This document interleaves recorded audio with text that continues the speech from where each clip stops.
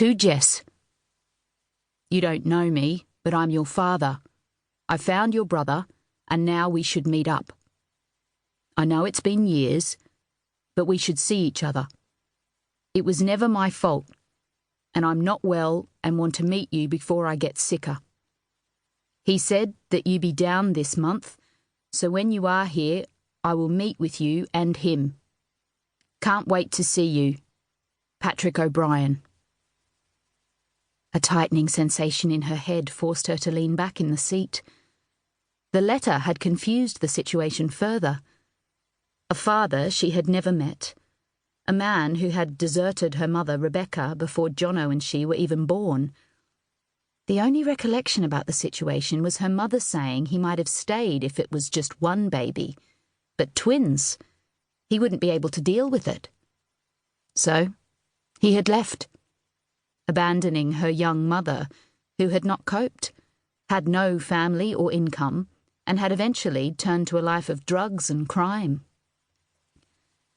A heavy guilt pressed down as she looked over the pages. Daniel had not been aware of the letter. She didn't want him to have to bear more burdens from her dysfunctional former life. The letter confirmed what had been apparent for a long while. She had nothing to offer but a ton of baggage. A foster kid whose mother had died from an overdose, a brother who suffered from a variety of addictions, and now a father who all of a sudden wanted to meet her. The problems never went away. They might fade into the background for a while, but sooner or later they resurfaced. They were her issues and no one else's. The letter had made her decision definite, but it still hadn't been easy. Daniel had wanted her to stay. He loved her and talked about their future, holidays and building a life together in the small town of Gowrie. But she hadn't been sure. Doubts had plagued her, muddling her thoughts and making her reasoning unclear. She needed to decide what was right and work out if it was really love she was feeling, and if it was, what would happen when it didn't last? To add to the dilemma, there was Johnno, who even with his drug addictions and often manipulative personality, held her heart next to his own. Before Daniel, it had always just been Johnno and her. As kids, they had survived living with their mother in a variety of drug houses, and after her death from an overdose, they drifted through several foster homes and care arrangements before living on the streets of Brisbane.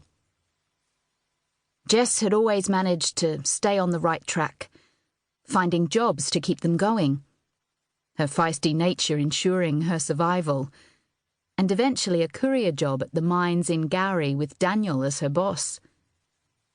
Johnno, on the other hand, battled with drug addictions, gambling and alcohol, while barely surviving in amongst the other itinerants he lived with.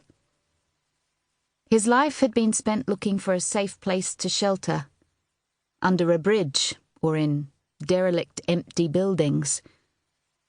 It was a tough existence, living with others who had similar issues, and he counted on her income to feed his habit and keep him alive.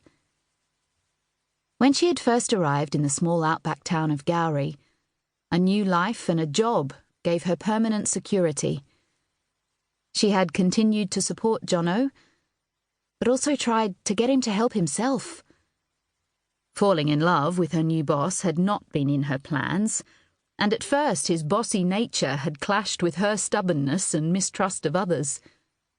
Initially, she had resisted denying her feelings for him, passing it off as an infatuation that would pass. However, as the two of them spent more and more time together, she had allowed herself to love, and for the first time in her life, felt like she had met someone who she could be with forever. She had moved into his home, trusted and loved him, and most importantly, let him love her. But the events of the past and emotional attachment to Johnno had proved too big of a hurdle. Daniel had understood.